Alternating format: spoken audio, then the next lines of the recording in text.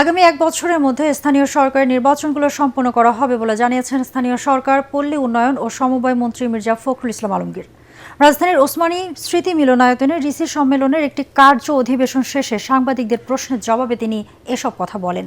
এ সময় জনগণকে সঙ্গে নিয়েই ডিসিদেরকে কাজ করার জন্য নির্দেশনা দেন মন্ত্রী। বিগত সরকারের সময় স্থানীয় সরকারের বিভিন্ন ক্ষেত্রে ব্যাপক দুর্নীতি হয়েছে বলেও জানান স্থানীয় সরকার মন্ত্রী। সেগুলো তদন্ত করে ব্যবস্থা গ্রহণ করা হবে বলেও জানান তিনি। পুরো বছরে ইনফ্যাক্ট স্থানীয় সরকারের যে মূল যেটা একটা কমিউনিকেশন যেটাকে বলি, এই জায়গাটা অনেক ক্ষতিগ্রস্ত হয়েছে। সবচেয়ে দুর্ভাগ্যজনক হচ্ছে যে ব্যাপক আপনার দুর্নীতি হয়েছে। সেই বিষয়গুলো আমরা আমাদের মন্ত্রণালয়ের তরফ থেকে আমরা তদন্ত করব এবং একই সঙ্গে সেগুলো যেন ভবিষ্যতে না ঘটে সেটা আমরা দেখব। আমরা আগেও বলেছি, এখনও আমরা বলছি যে আমরা চেষ্টা করব এক বছরের মধ্যে আগামী সমস্ত টায়ারগুলোতে নির্বাচন হয়ে যাওয়ার জন্য।